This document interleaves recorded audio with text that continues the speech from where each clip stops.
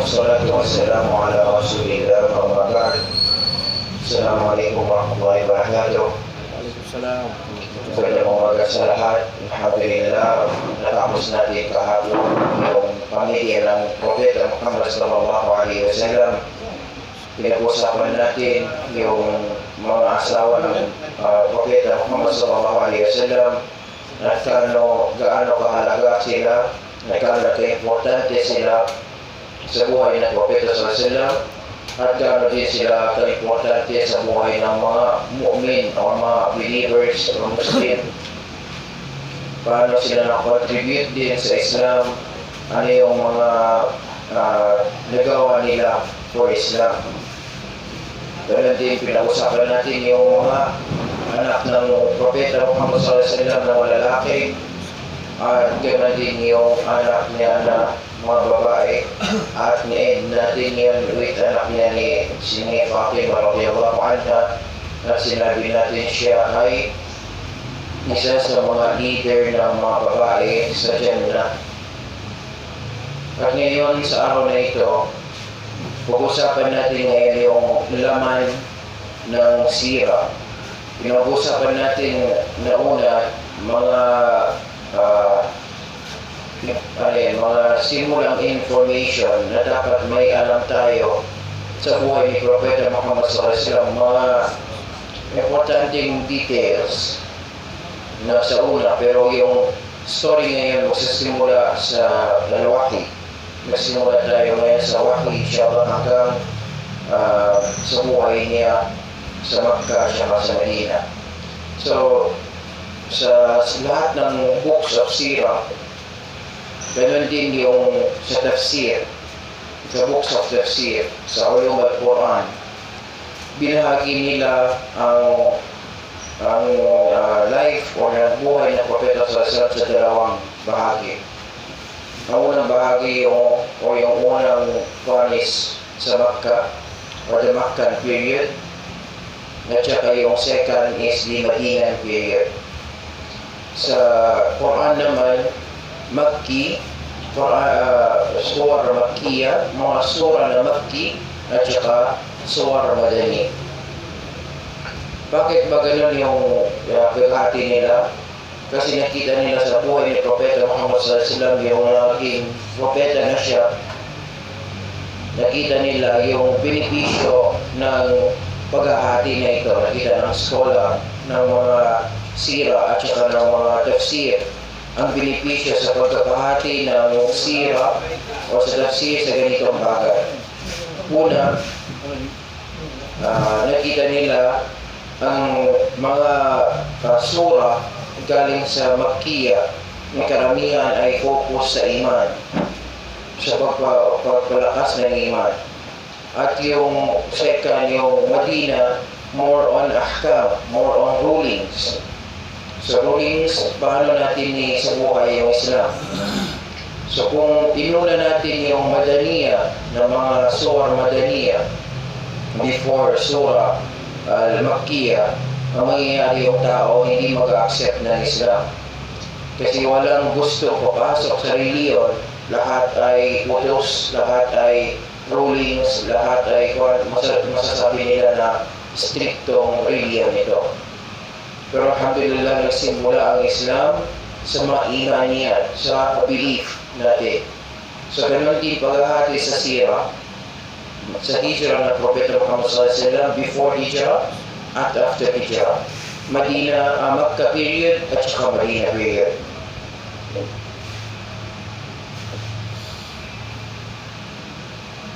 Nawawasa ba?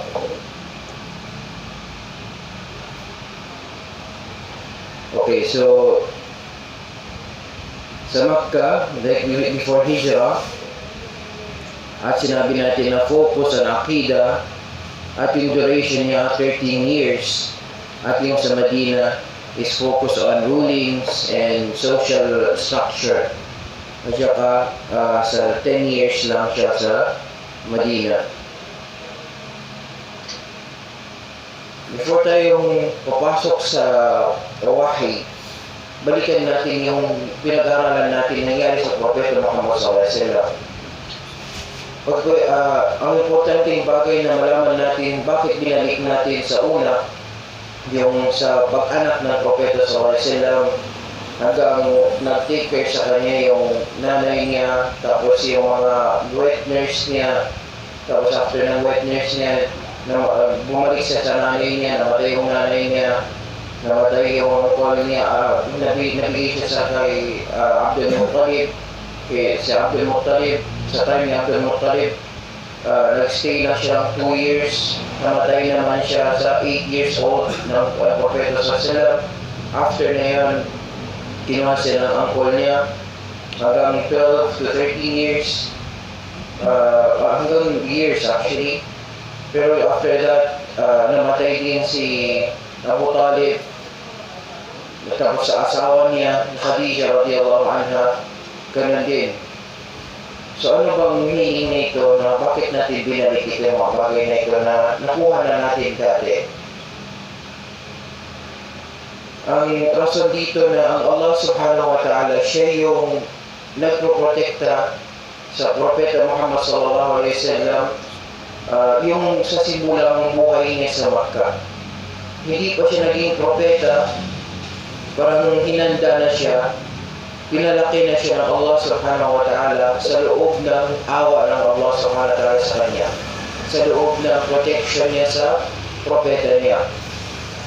So, yung bakit namatayan siya ng mga importanteng tao sa buhay niya, una, ang rason doon is kung sila ay buhay pa matagal sa buhay ng Propeta Muhammad sallallahu alaihi wasallam, naging influence yun sa buhay ni Propeta Muhammad sallallahu alaihi wasallam. Naging mahirap yung wahy papasok sa kanya. Bakit? Kasi kung may na-influencehan ka na ng parents mo, yun na ang paniniwala mo. Alam natin yung fitra ng tao ay usually pure, na yung reality niya ay may tendency na gusto na ihanapin niya yung isang Diyos na yan, isang God na yan. Yun yung reality ng fitra. Pero naging clouded because of yung parents natin, because yung community natin, mga kaibigan natin, naging clouded yung fitra na yan. Pero Allah subhanahu wa ta'ala, pinaprotect niya yung fitra ng Propeta Muhammad sallallahu alaihi wasallam. Galing sa parents, galing sa kahit sa grandfather, kahit sa uncle. Lahat na yun, yung mga tao na yun sa buhay niya, kung nakita natin, hindi sila masasamang tao. Hindi silang tao na may sasayang ng oras. Pero ganoon pa rin, kinuha ng Allah subhanahu wa ta'ala sa kanya, para sabi ng Allah subhanahu wa ta'ala, ako yung magpalaki sa iyo. So yun yung unang protection sa time na yung bata pa si Propeta Muhammad sallallahu alaihi wasallam.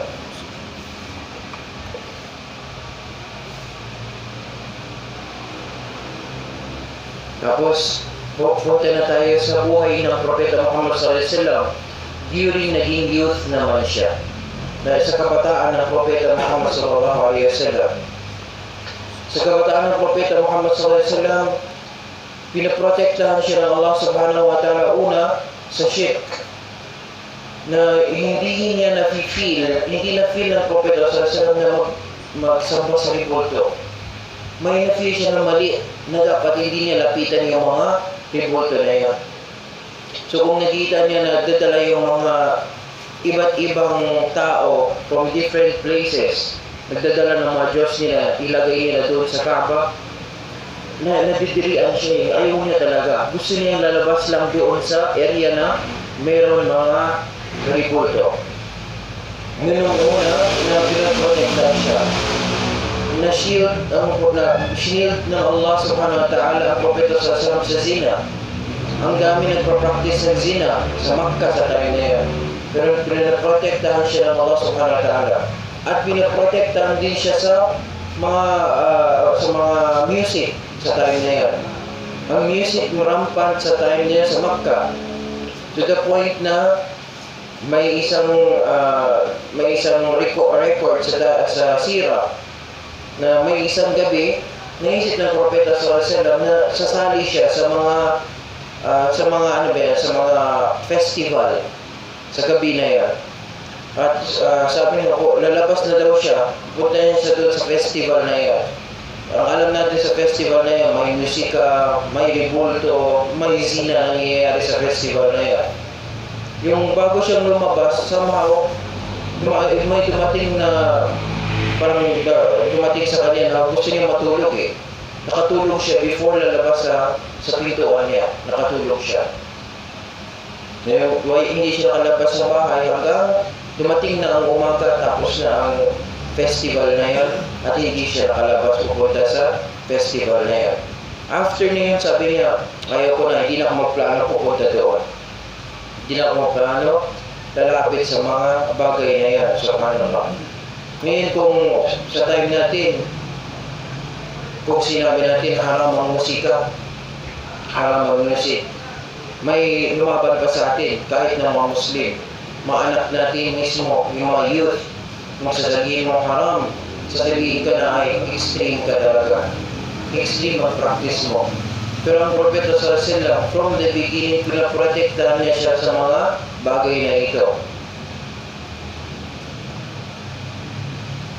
At alam natin sa youth niya din doon na nakuha niya yung title niya na The Most Trusted at saka yung Amin. Sa ilan ng mga nagawa ng Propeta Sallallahu Alaihi Wasallam sa time niya doon sa Makkah, on the day, lalabas siya at tutulong siya sa mga tao. Yun yung kasanayan niya. Ni-build up siya ng Allah Subhanahu Wa Ta'ala from the young age na magsimula na tumulong sa tao. Sa pagtutulong niya sa tao ng Makkah, na lahat ng mga nangyayari, sometimes nakikita natin ang mga nangyayari sa paligid natin. Kung tinatanong sila ng tao, sometimes nagsisinungaling ka eh. Pero hindi siya nagsinungaling kahit isang beses to the point na nalaman na ng tao, siya na yung sadiq.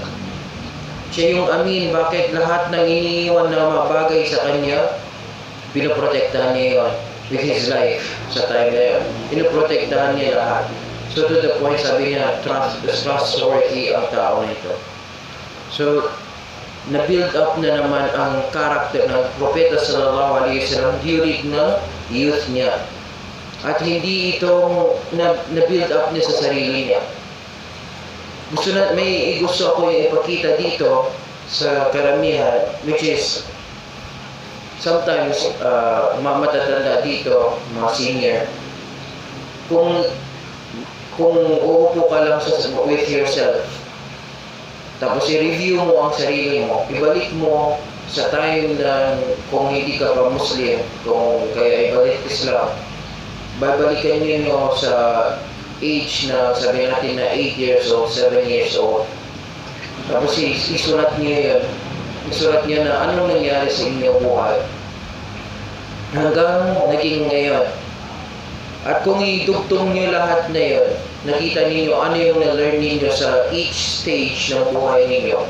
Nakikita niyo paano hinanda kayo ng Allah Subhanahu Wa Ta'ala sa time na ito na lumikot kayo dito sa harap ko. Bakit kayo nandito sa Iskab? Bakit kayo dito sa masjid na ito? At makikita ninyo din yung mga gap or mga missing na mga area ninyo na pwede ninyo kung gawin niyo ng paraan, malalakas na yung character ninyo. Mag-level up kayo. So yun yung gusto natin ipakita dito sa time na si Propeta Muhammad SAW sa Makkah, inalagaan na siya ng Allah Subhanahu Wa Ta'ala. Tandaan natin tayo lahat, kayo ay Muslim, tayo ay Muslim. Lahat tayo, inalagaan tayo ng Allah Subhanahu Wa Ta'ala since nauna pa. Kayo, kahit na kayo ay hindi pa Muslim dati, inalagaan na kayo ng Allah Subhanahu Wa Ta'ala. Tignan niyo lang ang buhay ninyo. O meron sa inyo na umiinom, o meron sa inyo nakagawa ng haram sa time na yan. Pero may pinoprotektahan ng Allah Subhanahu Wa Ta'ala yung dati ninyo na hindi nyo nakikita. Kasi ngayon yung nakikita ninyo, past is past. Pero kung ibalik ninyo, malalaman niyo talaga paano hinanda kayo ng Allah Subhanahu Wa Ta'ala sa buhay ninyo. So alam natin na paano din nilinis ang propeta sallallahu alaihi wasallam sa simula na bago siyang na lumabas, pinaprotekta niya yung Makkah. So ang Makkah pinaprotekta ng Allah subhanahu wa ta'ala kay Abraha, yung Safil. Nilinis ang puso ng propeta sallallahu alaihi wasallam actually twice, pero yung isa before, yung maliit pa siya, at we need to protect ourselves from shirk. So dito na tayo inshallah sa youth, bago siya maging 40 years old, sa 30 hanggang bago naging 40 years old. Ito isang na siya, man na siya, at alam natin yung story niya with Khadija radiyallahu anha, paano siya nag-asawa and so on. Pero ngayon, after na siya nag-asawa, naging isa sa mga katangian ng propeta Muhammad sallallahu alaihi wasallam ay magkaroon siya ng seclusion, or tinatawag nila tahannuth. Sa Arabic ay tahannuth. Tahannuth ay gusto mo magkaroon ng time para sa sarili mo, para intindihin yung mga bagay. Tignan mo lang yung, kung sometimes may mga tao ay deep thinking sila, nakita mo sila sa tabi lang, pero tumitingin sila sa langit, tumitingin sila sa mga bagay, tapos nag-iisip sila bakit ito? Bakit? Maraming silang tanong about bakit nangyayari ang mga bagay ito. To the point, hindi na enough yung city sa kanya ng Makkah. Gusto niya nakita ang origin ng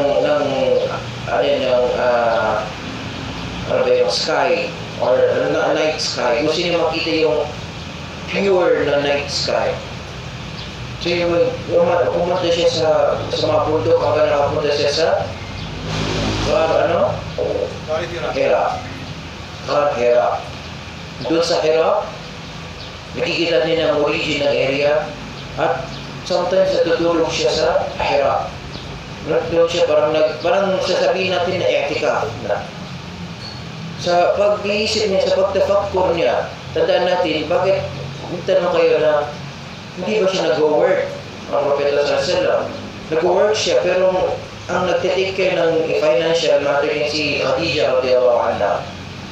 Ayaw ni Khadija, tandaan natin yung story nila, ng propeta, ayaw ni Khadija na mag-spend ang propeta sa pera niya.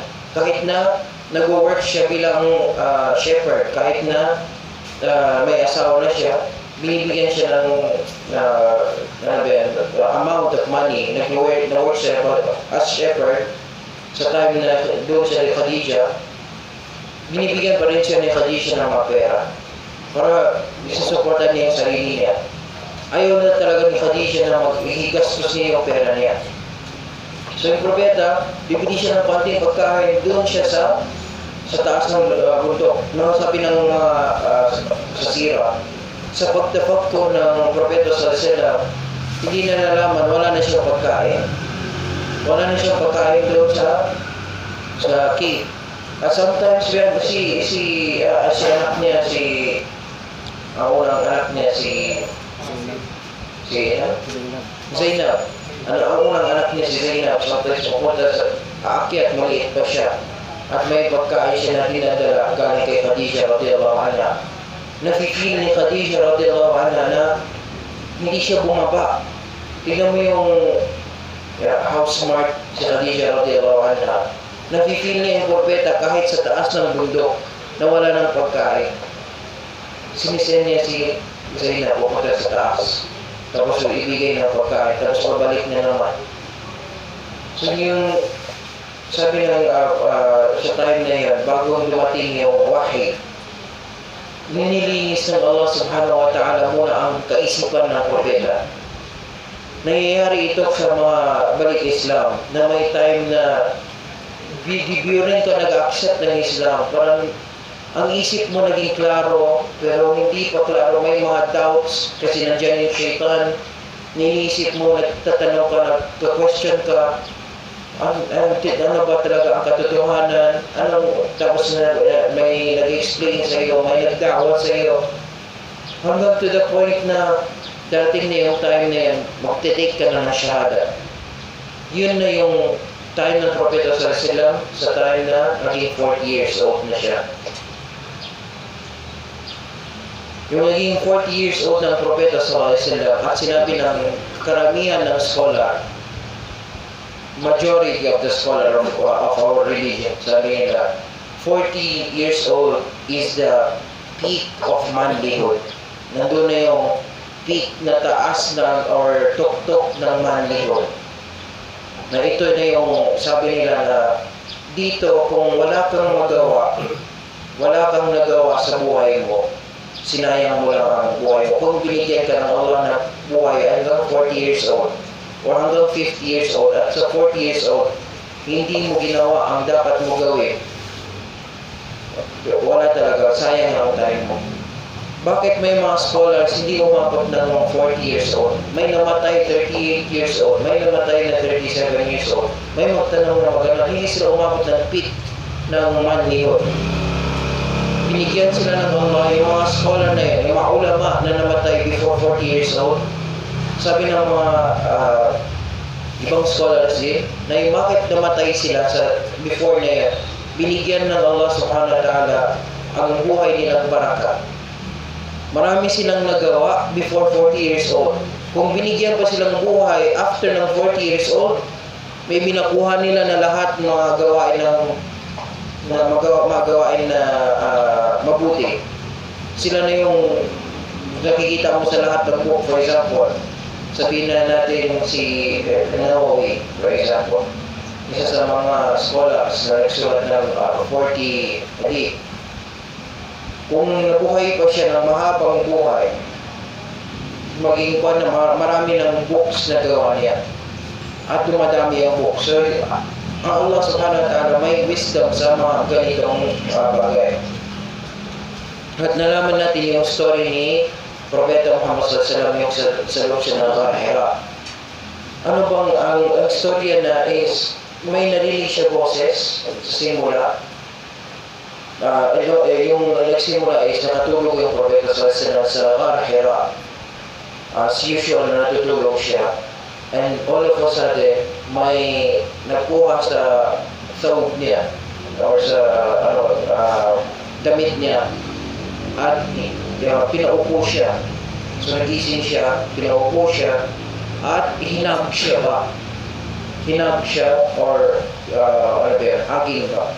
Nag-hug siya. Ano sa Tagalog yung hug? Yakap. Niyakap siya. At pagkayakap niya, of course, nagsishake siya. Hindi niya alam eh. Ano nangyayari? Bang gising, na-shake siya. Tapos sinabi, Iqra bismi rabbika alladhi khalaq. Ano sinabi ng Propeta? Ma'ana biqari. Una, sabi Iqra. Ma'ana biqari. Sabi, hindi ako marunong magbasa. Iqra. Second time, hindi ako marunong magbasa. Third time, Iqra bismi rabbika alladhi khalaq. Khalaqal insana min 'alaq. Iqra wa rabbuka al-akram. Di ba? Ang sentence na yan, yung nasabi kay Propeta Muhammad sallallahu alaihi wasallam, na feel niya yung bigat ng mga words na yan. Tanda natin yung Propeta Muhammad sallallahu alaihi wasallam, pinalaki siya sa deserto ng mga Arabo. Naging ang Arabic niya ay the most pure of Arabic. Lahat ng mga what do you call this, poetry or poem ng Arabo na alam niya paano gawin, pero hindi siya nagagawa ng poem. Ang Propeta hindi marunong magawa ng poem, pero alam niya yung paano yung kung narinig niya ito ay poem, alam po, poem ito ng Arabic. Pero yung sinabi na Iqra bismi rabbika alladhi khalaq, iba to, sabi niya. Iba yung paggawa ng mga words sa pagdinig.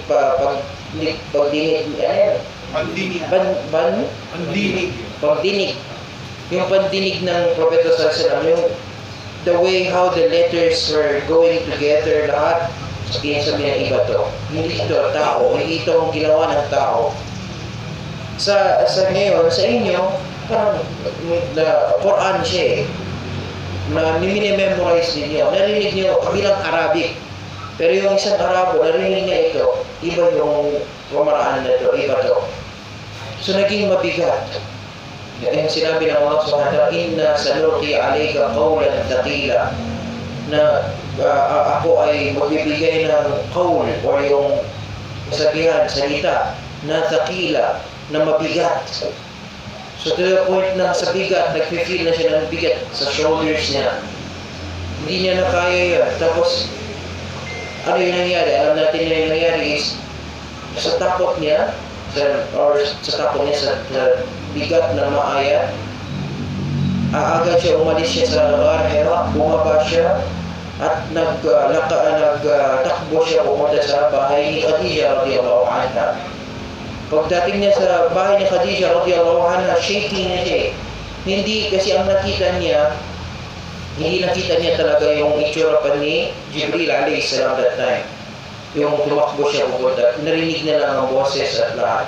Pagdating niya doon sa kay Khadija radiyallahu anha, at sinabi niya, Zamiluni, need ko ang hug mo, need ko yung hug mo, kasi hindi niya alam anong gawin niya eh. Nagsishake siya. Sa isip niya na crazy ako or something, ang nangyari sa akin, anong narinig ko, na hindi ko maintindihan.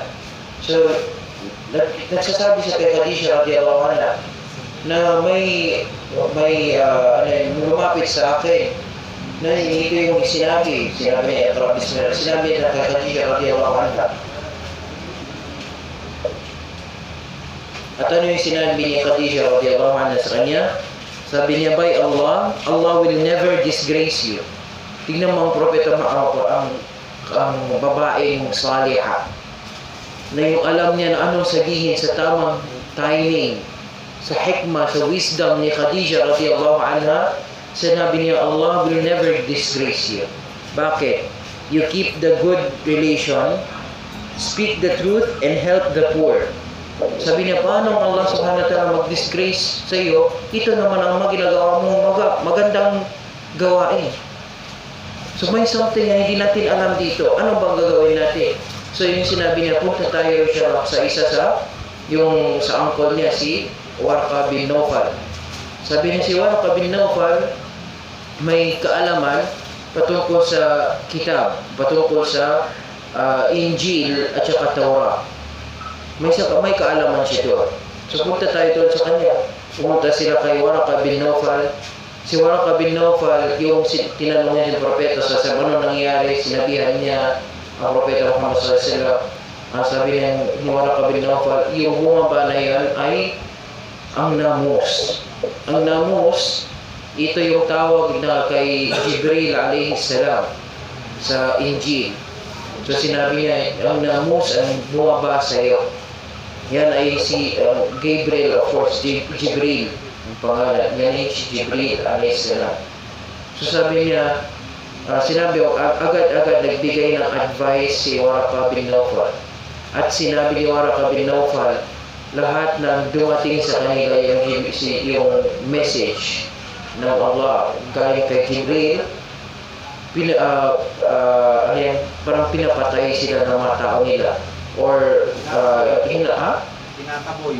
tinataboy sila ng tao nila. So nagbigay na ng clear message. After nang nagbigay ng clear advice, bumalik na sila sa bahay. Nagkaroon ng tinatawag na inqita' al-wahy or pag-pause or stop ng wahy. Sa time na pag-pause ng wahy, meaning hindi pa dumating agad ang wahy. After ng Iqra bismi rabbikal ladzi khalaq, may nagkaunting pause. May nagsabi,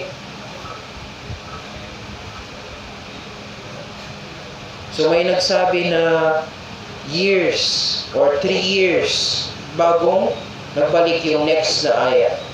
Tapos may nagsabing scholar na 2 years, may nagsabing 6 months, may nagsabi ilang araw. So nakita natin yung isa sa una, 3 years, tapos 2 years, 6 months, at saka few days.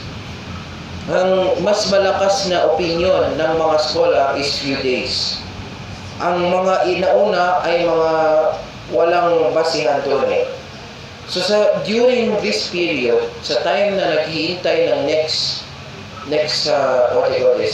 na wahi, revelation, namatay si Waraka bin Nawfal. So sa time na namatay si Waraka bin Nawfal, sabi nila, si Waraka bin Nawfal makapasok na Jannah. The reason behind it is naniwala siya sa message ni Propeta Muhammad sallallahu alaihi wasallam. Although hindi siya nag-take ng shahada. Ang sinabi ng Propeta sallallahu alaihi wasallam patungkol sa kanya, huwag kayo don't speak about Waraka bin Nawfal, for I have seen him with two Jannahs. Dalawang Jannah. So yun yung sinabi niya about si Waraka bin Nawfal. So that means si Waraka bin Nawfal nakapasok na Jannah because naniniwala siya sa Allah, sa galing sa Injil at saka sa Torah. Naniniwala siya sa Allah, sa isang Diyos. Tapos yung pumunta na yung sa Khadijah, sa Propeta Muhammad sallallahu alaihi wasallam, nagsabi sa kanya agad, hindi siya nag-doubt. Hindi siya nag-doubt na sabi niya, ay hindi yan, hindi ka.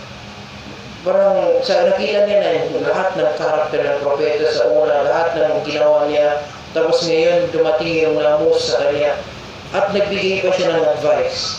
So sinabi nila doon, naniwala si Waraka bin Nawfal, hindi niya lang nasabi yung shahada kasi namatay siya during naghintay ang propeta sa next revelation. Now mayroon na mga narration during the waiting period na ito. May mga narration na hindi tama. May narration na nagsabi ay sa tagal na hindi dumating yung wahi, na feel ng Propeta sallallahu alaihi wasallam na naging crazy siya. Na umakyat siya ng bundok, bababa siya ng bundok. Aakyat siya ng bundok, bababa siya ng bundok. To the point na sabi nila, umakyat siya ng bundok, nagkaroon siya ng suicidal thoughts. Ito yung maling narration. Na magkaroon sila ng suicidal narration ni Zuhri ito. Na gusto niya daw, tatalon na siya, parang patayin niya yung sarili niya out of, maging crazy na daw siya. Dumating daw yung next wahi. Which is, ang narration na ito, very weak. Una, sa chain of narration, hindi siya connected. May isang chain of connection na nagputol ng chain na yan. Hindi namin na-mention sino yung sahaba na nagsabi ng kasabihan na yan. So yun yung una. Tapos yung second, sa matan mismo or sa text na yun, na umakyat sa ilang beses, tapos na-feel niya na maging crazy na siya, at tatalon na sana magsusay ng sarili niya. Hindi yun yung katangian ng Propeta sallallahu alaihi wasallam. Hindi siya nag-iisip ng patayin niya yung sarili niya. Walang naisip niya sa how many times. That's why yung umakyat sa Sagar Hira, pinipurify yung yung isip niya. Pinipurify yung heart niya na alisin yung mga maling pag-iisip sa time na pumunta siya sa harap. Imagine mo na pumunta ka sa mga bundok dito sa Pilipinas, ilang beses, ikaw yung maging fresh ang utak mo eh. Hindi yung utak mo maraming iniisip eh. Diba? So yun yung nangyayari sa mga narration na contradiction sa narration na yan. Sa time na dumating, ang next wahi ay dumating sa kanya, sabi nila sa araw daw, may nagsabi sa gabi, pero ang malakas na opinion ay sa araw. Kasi nakita ng Propeta Muhammad sallallahu alaihi wasallam si Jibril alaihi salam sa tunay niyang itsura. So nakita niya ang trono ni Jibril alaihi salam, nakaupo siya sa taas ng trono na yun, at parang sa sky niya nakita eh. Sa laki ni Jibril alayhi salam, na-cover niya yung ufok, na tinatawag na ufok sa Arabic, which is the whole sky. From the beginning to the end, na-cover niya. At sabi niya the way he saw him, may 600 na wings. Hindi natin alam paano yun, pero sabi niya sa ganda ng 600 na wings na yun at haba ng wings, parang kinover niya na lahat ng mundo na ito. Parang hindi natin na makikita yung liwanag sa pagko-cover niya. At sabi niya, while nag-uupo siya, may nag-drop sa kanya mga perlas at saka mga parang stars na hindi ko alam paano din i-explain kasi hindi ko din ma-imagine na may mga stars daw na nahulog na parang nag-drip sa kanya. So yun yung mga bagay na about Angel Jibril. Yung nakita niya yan, doon na nagbigay si Angel Jibril ng next na ayat, which is sinabi niya, يا أيها المدثر قم فأنذر وربك فكبر وثيابك فطهر والرجز فاهجر. Ngayon, kung nakita natin ang kaiba ng Iqra bismi rabbika alladhi khalaq khalaqal insana min 'alaq. Mahabang sentence, di ba? Tapos yung next revelation, parang dalawang words lang. Ya ayyuhal muddaththir qum fa'anzir wa rabbaka fakabbir. So ano bang kaiba nito? Sa una, ipakita din ng Allah subhanahu wa ta'ala paano kung mag-introduce ka sa tao, di ba? Kung mag-introduce ka sa tao, huwag ka magbigay ng introduction na short ang introduction mo. Sabihin mo sino ka. Ako si Fulan, di Fulan, galing ganito, galing ganyan. So dito, hindi yung papalam, yung aya na yun, I'm giving an example, paano natin gamitin yung style ng pamaraan nito, ito. When you introduce yourself first time, ibigay mo sino ka. Pero once nalaman ka ng tao na yan, kahit magbigay ka ng command na dalawang word lang, if they know you, sino ka talaga, i-follow na yan yung command na yan. Ang isa sa mga bakit short yung mga ayat ng commands is because ipakita niya kaanong kahalaga, kaanong kabigat ang dalawang word lang ng Allah subhanahu wa ta'ala. Hindi na need ng mahabang pag-i-explain. Pag sabi lang, ya ayyuhal muddaththir. Ang muddaththir kasi yung nakita niya si Jibril alayhi salam, na-shake siya eh. Nag-shake yung propeta sa pagkita niya kay Jibril sa real na itsura niya, di ba? So sabi niya, ya ayyuhal muddaththir, shake, the one who is being shaked. Nag-shake siya sa dapat. Tayo ka, kasi natapa siya. Qum fa'anzir.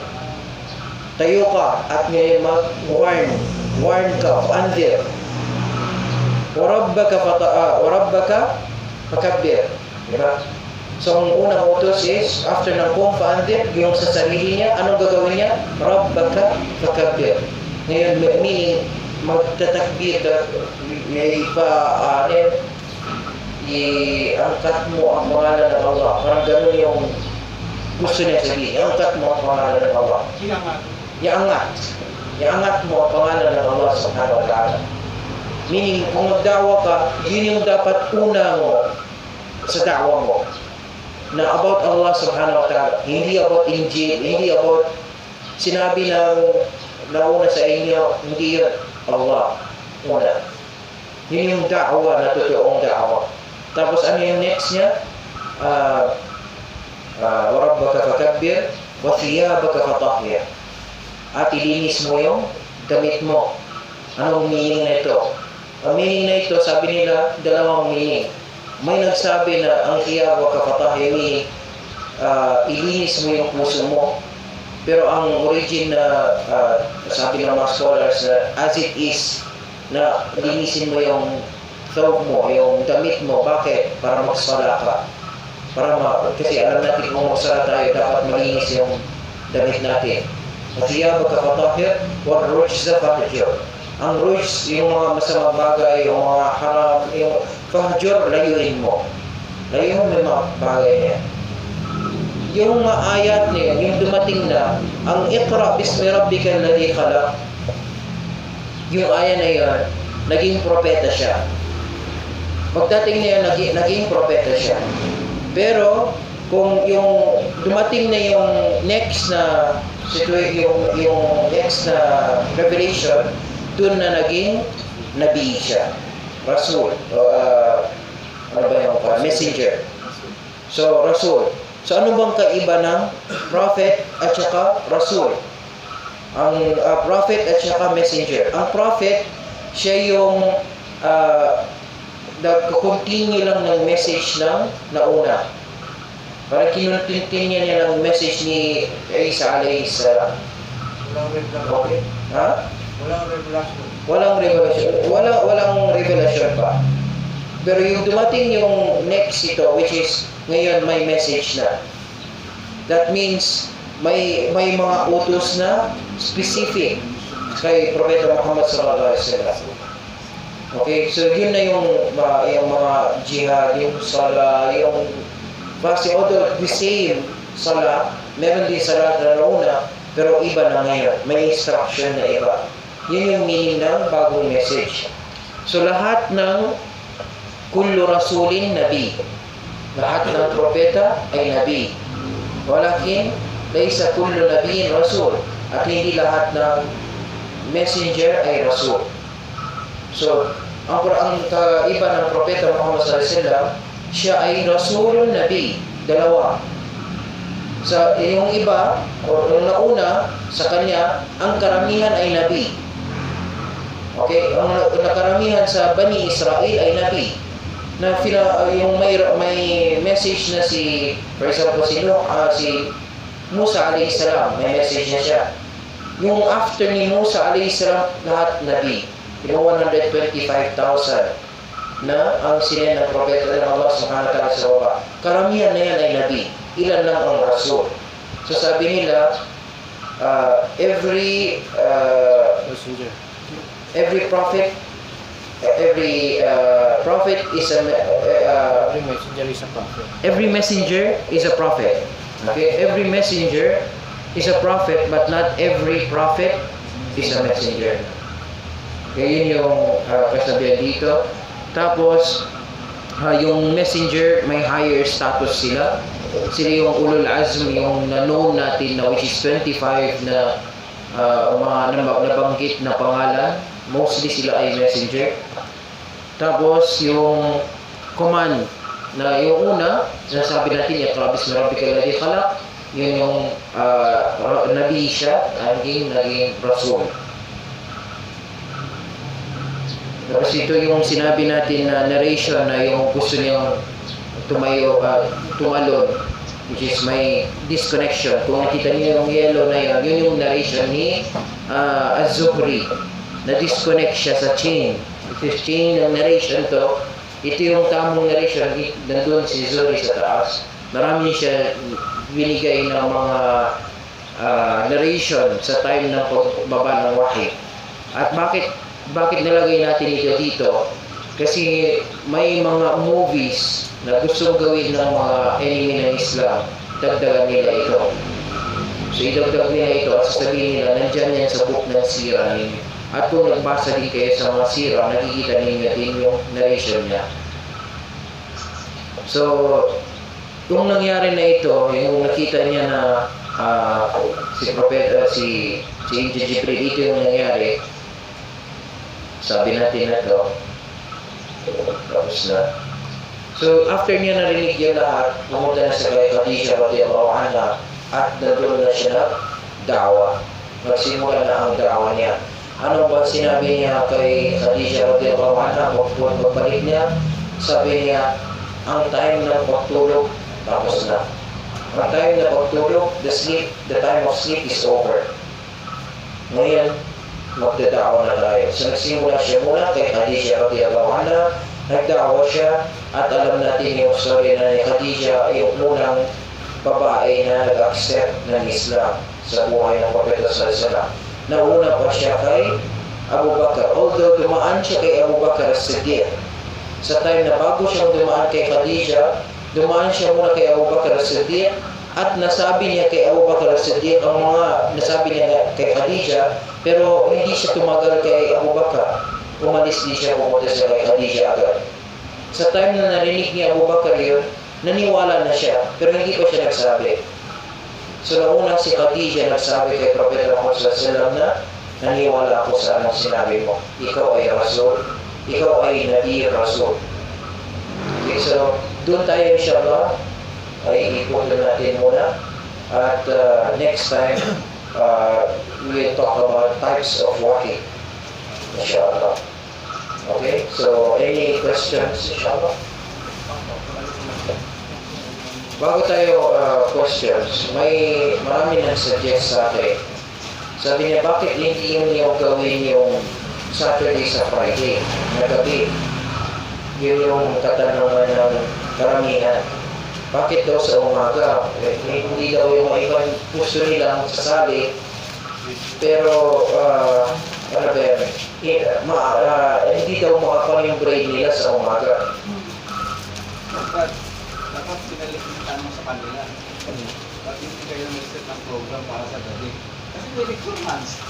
Hindi, yung lecture nga, yung nga, sila nga nagsabi sa akin, yung mga nag-lecture doon, may mga babae din. Nagsabi na, may narinig daw sila na morning lecture na Saturday. Tapos sabi niya, bakit hindi niyo na nagdalhin yung mga morning na lecture ninyo sa Friday night? Yung mga dito nag-attend, bakit hindi daw sa Friday? Sino po nagtanong? Mga sa da'wa, karamihan yung sa da'wa nagtanong. Tapos may mga babae. Pag lecture natin na sira, gagawin ng Friday. So, Parang gusto na ng Friday night. So, merong ibang lecture kapag Kapag Saturday. Parang gano'n. hindi sa ibang So, hindi ko alam kung ano yung mas mainam doon. Sure Kaya tayo. dyan yung pamunuan ng dawang Siya nga yung nagsabi, siya yung nagsimula. Tapos yung mga iba sa kasama niya doon sa loob, sabi niya, bakit nga gano'n na Saturday? Di ba parang hectic na sa time ko daw? Tapos sa time ng mga iba na hindi mas na-split daw yung jamaa na may morning tapos may gabi, hindi ba pwede gawin ng isa lahat? Paano kung sabihin nyo sa kanila sa Dad, ito, hindi ito sa lecture. Oo. Ito, wala mga 5 minutes tapos na. Nung una. Kasi magbibigay lang. Ang ano nito, ito nag-aalmusal ng tao. Ano sa laptop. Lord. Ngayon, hanggang sa naisipan ni Imam na